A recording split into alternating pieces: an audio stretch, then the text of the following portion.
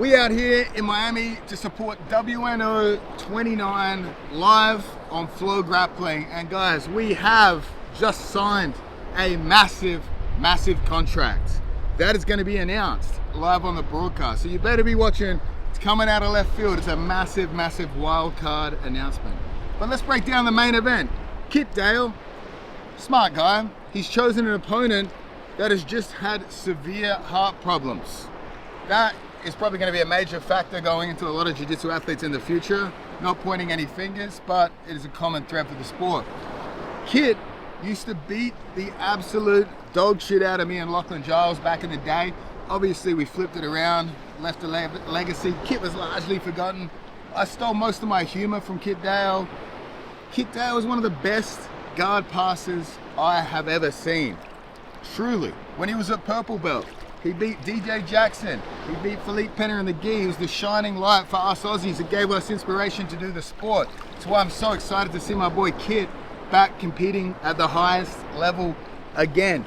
Kit Dale, go on YouTube, watch his gi match with Keenan Cornelius. He faced Keenan Cornelius at brown belt. He came out with quite a homoerotic mustache on. None of the commentators knew who he was. Keenan was on an undefeated brown belt run. Overwhelming favorite to win the Worlds that year, and Kit came out, arguably beat him, gave him one of the craziest matches in the gi I've ever seen. It was tense. The commentators had to figure out who he was during the broadcast. That's how heavy a favorite Keenan Cornelius was in that match. Now let's talk about Vagner Rocha. He's channeling some Mickey Rourke energy from the wrestler here. Guys, this is scary. This is quite a brave man going back in there after the cardiac problems he had. But Vagner Rocha, we're in his home state, modern home state of Florida, and he's an absolute dog ready to put on a show. I've competed against him multiple times. He definitely doesn't feel like a friend during a match like that. Vagner comes hard. He's going to collar tie you, he's going to poke you in the eyes, he's going to bite you. Some say he greases up. I don't think he'll need to for Kit Dale, but what we're going to see in this match is an exciting wrestling battle. Honestly, I think whoever gets the first takedown is going to hold the other guy down and win this match. Vagner has very good kimuras.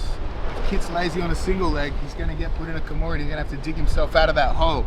Who do I think's going to win? We got to go my boy Kit Dale.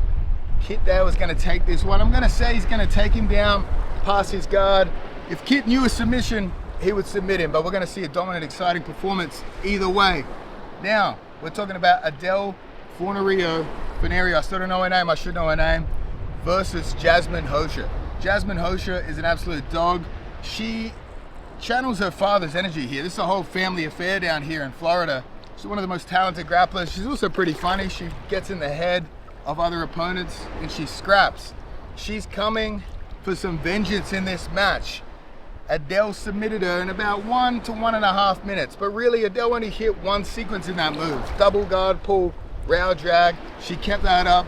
She went through and armbarred Jasmine. So Adele really couldn't do any better than she's already done against Jasmine. Jasmine's in her home state. She ain't got nothing to lose. She's coming hard.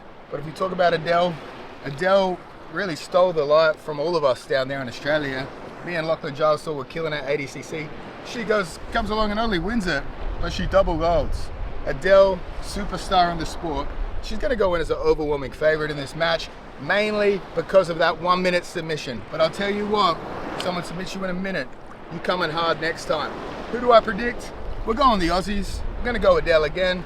Adele's in CJI as well, so we're supporting our representatives out here in Florida.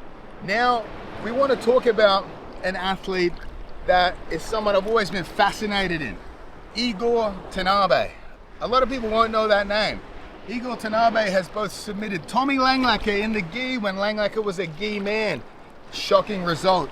He also submitted Hillbilly Hammer in no gi. This guy, I don't even know if he's ever lost a match in jiu-jitsu. He pushed aside the jiu-jitsu career to pursue MMA. I believe he fights for Ryzen.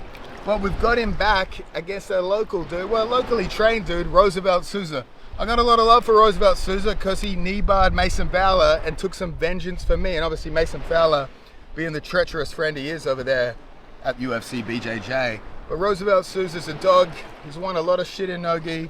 But most importantly to me is watching him make Mason Fowler with sin painted a knee bar. I couldn't leg lock Mason. We did guillotine him once. But this is a banger of a match. Roosevelt has quite a size advantage, but again, the Japanese man has never lost, as far as I know. I don't do a lot of research, but that, honestly, of all the matches on the card, that one for me is the most exciting one. I don't think American audiences quite understand how good Tanabe is. Respect to Flograppling for securing that matchup. And now another intriguing matchup. We have Roberto Jimenez versus Ryan Akin. Roberto is Roberto. He's the Ecuadorian. He loves the psychedelics. Oftentimes, I don't know what he's talking about, but I'm listening intently. He has his breathing exercises. I've shared a locker room with him. Things got interesting. I've competed against him. He's an interesting fella, but there's no question he's one of the most exciting grapplers in the world. He almost beat Nicky Rod. Roberto Jimenez is an absolute dog. He's basically your sure bet of the most exciting grappler in the sport. Win or lose, and more than often than not, he is winning and winning via submission. Roberto Jimenez brings the heat. Now we talk about Ryan Akin. Ryan Akin is a guy that I also appreciate because he submitted Pedro Marinho. Pedro Marinho beat me by the skin of his teeth, but he beat me. Ryan Akin came out there and upset the grappling world when he submitted Pedro Marinho at the previous ADCC. Now, how did he submit him? He submitted him with a heel hook. Where is Roberto Jimenez historically weak? In the leg lock department. That's probably Akin's surest path to victory in this. So I think he has a very good chance if he can get to the legs without getting his back taken in the process. So again, Roberto Jimenez has come a long way from when he used to be an easy guy to leg lock. That's when I leg locked him. And then I never accepted a rematch again. That's smart. Ryan Akin has to deal with a Roberto Jimenez that's trained extensively in the leg lock department to prepare himself for opponents like this. Again, banger of a match. Roberto at heart, I love the man. We couldn't get him for CJI, but we did get Ryan Akin. So I'm gonna err on the side of Ryan Akin in this one and hope for him to win just because it supports our event, which of course is the biggest, best event in the history of grappling, the CJI. Now those are really the matchups I'm most interested in this weekend. Those are the reasons I'm telling you should watch the event. The event's worthy of watching. Kit Dale at the ripe old age of 67, you never know when we might see him compete again. Hopefully something happens to him. Hopefully he disappears, goes back into obscurity again. But guys, if you haven't got enough grappling on Friday, you can tune into BJJ Stars in Brazil on Saturday. Absolute banger set of matches. BJJ Stars, we might be cooking something up in the future. You never know. Maybe we bring in the Pit to Rio.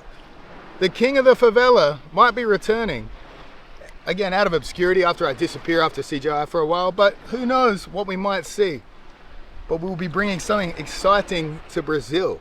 And the people to do it is Fepa, who runs BJJ Stars, the best grappling promotion in Brazil today. Guys, please, for the love of God, watch Flograppling this weekend. We love them. No exclusive contracts at Flograppling, and that makes life a hell of a lot easier for me and the #1 event in grappling.